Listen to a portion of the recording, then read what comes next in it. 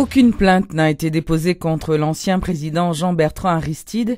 C'est ce qu'a révélé le ministre de la Justice, maître Pierre-Michel Brunache, dans un communiqué.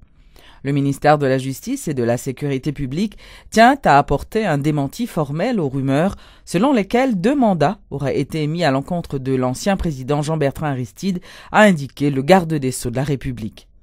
En réaction, l'homme de loi, Newton Saint-Just, qui se présente comme l'avocat de Jean-Bertrand Aristide, a pris le contre-pied des déclarations faites par le ministre Brunache. Maître Saint-Just dément les informations selon lesquelles il y aurait mandat ou plainte. Il a fait remarquer qu'effectivement, un dossier relatif à M. Aristide, traité par l'actuel chef du parquet, avait été introduit vendredi dernier au cabinet d'instruction.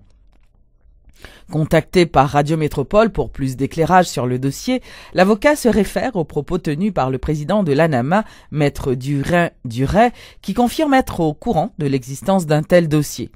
Rentré au pays depuis 11 mois, l'ex-président Aristide n'a fait aucune déclaration publique. Il n'avait pas prononcé de discours à l'occasion de l'anniversaire de son élection le 16 décembre dernier. La seule apparition publique de M. Aristide fut lors de sa rencontre en tête-à-tête avec le président Michel Martelly, qui préconisait un effort de réconciliation nationale. C'est un plaisir.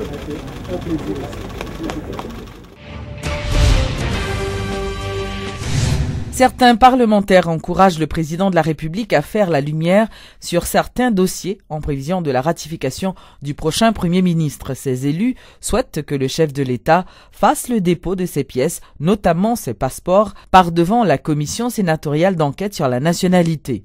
Il y a des décisions qui sont adoptées dans la conférence des présidents, mais c'est en assemblée qui va délibérer sur eux. Donc, capable de des modifications qui sont faites sur une série de points qui ont été sur à partir de conférence temps, comme ça tout capable de des choses qui ajouté. Donc pour nous-mêmes, si ça fait nous pas dire une position qui arrêté sur ça pour nous dire que nous pas ratifier un premier ministre tout autant qu'il pas gagné et le président pas déposé passeport parce que une majorité dans sénateur qui présent qui dit yo t'a remis cette fois-ci qui est président poser passeport parce que non premier temps et les sénateurs, les ministres n'ont pas de venir déposer le dossier, c'est parce qu'ils n'ont pas de autorité parlementaire. Donc, je dis, ils connaissent l'autorité, ils connaissent c'est eux qui pour ratifier un Premier ministre. Donc, nous souhaitons que le président lui-même doit reconnaître que le Sénat est capable de consulter son série de dossiers et l'a obligé pour le bien de la nation, pour finir avec cette situation, tout profiter de l'espace pour qu'il remette le passeport à la nation. En réaction, le député Abel Descollines appelle ses collègues à ne pas adopter une attitude qui pourrait nuire à la bonne marche du pays. Le Sénat est une assemblée souveraine. Cependant, vu situation extrêmement difficile payant trouvé après la démission du Premier ministre, vu nécessité qui gagnait pour nous autres acteurs politiques, hommes d'État, répondre aux attentes de la population, moins t'as tendance pour moins inviter tous les acteurs, qu'il s'agisse des sénateurs, de mes collègues députés et des forces politiques qui parties prenantes directement ou indirectement dans conjoncture politique n'a traversé journée jeudi à là, moins t'as tendance pour m'éviter justement pas aller jusqu'au boutisme pour éviter des positions extrêmes puisque au final nous connaissons c'est le pays, c'est la population, c'est le peuple haïtien qui a payé conséquences. La relocalisation des sans-abri du Champ de Mars a débuté depuis plusieurs jours. De nombreuses tentes sont déjà vidées de leurs occupants. Le déplacement de ces sinistrés s'inscrit dans le cadre du programme 16-6. Reportage Luc Nergaro. Des espaces dégagés, des gens en train de démolir des tentes.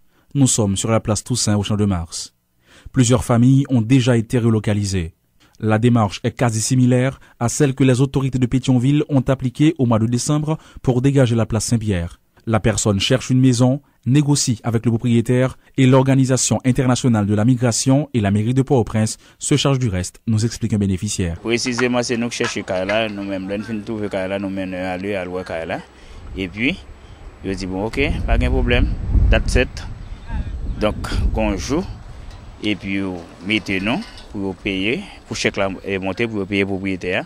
Et puis nous-mêmes, le fin payer propriétaire, après ton petit bagage, ça dépend de la façon on fait mes calans, soit on fait $3 000, il y a $1 000 pour le soit on fait 1 500, il y a 500 pour le barreau, mais il faut que le fin serve à propriétaire avant, et puis ou même 500 pour la critère, et puis après on a un petit chèque. Et puis là, on va accepter encore et puis obligé de grâce. Alors que certaines familles font leurs adieux à l'espace qui les a abrités pendant plus de 2 ans, d'autres attendent encore leur tour pour être délivrés. Trouver une maison n'est pas chose facile, surtout lorsque l'on n'a que 20 000 gourdes, se plaint un sinistré. Il n'y a pas de catastrophe sur compte. Imaginez que j'ai $4 000 là-bas. Le pape, je n'ai pas pour $2 000. C'est pour ça que je n'ai pas pour $2 000. Il y a un qui est aller. Les cités sur les belles. Et vous côté ça, va vivre à l'aise. Parce que pas dit tout plutôt trouble. L'opagé maman était grande. 10 ces rescapés du séisme du 12 janvier qui n'en peuvent plus de la vie misérable qu'ils connaissent au Champ de Mars. Nous disons merci parce que puisque nous allons gagner 10 ans là, 10 ans nous allons gagner là, et bon, c'est que tu as fait pour cette manger. Vous obligez à accepter quand même. Accepter quand même. Parce que c'est faire pour vous, c'est pas vous faire pour tout. Ou est-ce que prière dans l'Immaculée, dans l'hôpital général, nous faisons 20% même pour nous sortir, parce que c'est pas bien nous là, parce que les gens qui sont venus, qui sont bons, qui sont connus sous manger, sous pas manger. C'est le 11 janvier dernier que le chef de l'État avait officiellement annoncé ce processus de relocalisation des occupants de la plus grande place de la capitale grâce à un financement du Canada. Selon ce qu'indique ces sinistrés au Champ de Mars, l'OIM leur promet 1 an d'accompagnement en attendant qu'ils puissent être autonomes. Une promesse qui devra être tenue.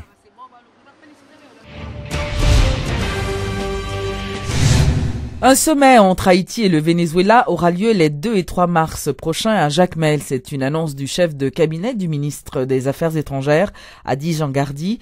Intervenant à la rubrique Le Point de Radio et Télé Métropole, Monsieur Jangardi a indiqué qu'il s'agit d'une rencontre préparatoire à un sommet de solidarité avec les pays latino-américains. Pourquoi Jacmel? Parce que c'est là que Monsieur Simon Bolivar, il a habité un moment et c'est là qu'il est venu chercher d'ailleurs l'aide d'Haïti. Et n'oubliez pas surtout que c'est à Jacmel, évidemment à Jacmel il y aura donc une visite de l'endroit où habitait Simon Bolivar, mais aussi la rencontre aura lieu fondamentalement à Port-au-Prince pour pouvoir discuter et voir et évidemment comment acheminer ces types d'accords, comment faire le suivi des accords qui ont été entérinés au cours de la dernière rencontre qui a eu lieu lors de la réunion de l'ALBA. Notre attente, c'est d'abord à 3 niveaux.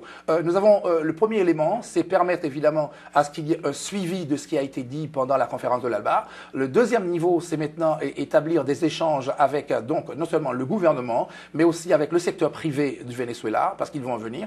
Et troisième attente, c'est préparer la grande conférence, le sommet latino-américain qui aura lieu en Haïti au mois d'avril, au cours du mois d'avril, et cette fois-ci pour pouvoir discuter sur le plan régional de support à Haïti. Nous ne parlons pas de plan régional d'aide à Haïti, nous parlons d'un plan régional de solidarité par rapport à Haïti et d'Haïti par rapport aux autres pays latino-américains. Fin ce mardi d'une mission conjointe du Comité des droits de l'enfant et de la Commission interaméricaine des droits de l'homme. Le président du comité, Jean Zermatten, qui faisait partie de la mission, a fait un ensemble de recommandations au gouvernement haïtien sur la question de l'adoption internationale. Nous avons rencontré les ambassadeurs de nombreux pays qui se voient régulièrement autour de cette question et le message pour ces pays a été tout d'abord de contribuer au renforcement des capacités dans ce pays, donc c'est-à-dire de favoriser la formation et l'octroi de la coopération technique en vue de l'adoption, mais le deuxième message est évidemment de baisser, voire de réduire, si possible, d'arrêter complètement la demande. On s'aperçoit que si on abaisse la demande, c'est-à-dire s'il y a moins de pays qui demandent des enfants, on aura le temps à Haïti de se préparer convenablement, dans la tranquillité, sereinement, pour véritablement et efficacement pouvoir mettre en place un système de contrôle et de suivi des adoptions. Donc notre message auprès des ambassadeurs a été de les sensibiliser à cette question et de leur demander d'agir auprès de leur gouvernement pour que ce soit l'État Haïti qui décide s'il veut donner des enfants en adoption et non l'inverse, c'est-à-dire des pays qui réclament des enfants haïtiens pour répondre aux besoins de leur famille. Nous avons eu la grande chance de voir tous les partenaires les plus importants du niveau gouvernement et nous espérons que ces discussions très ouvertes, très constructives pourront apporter une amélioration rapide de tout le système et surtout de faire en sorte, le plus important pour nous, que l'adoption internationale reste l'exception lorsqu'aucune solution de protection n'existe dans le pays et que seulement les enfants qui nécessitent une adoption soient adoptés et non pas n'importe quel enfant parce que ce serait le désir d'un pays qui n'est pas Haïti. Haïti doit reprendre le contrôle sur ses adoptions.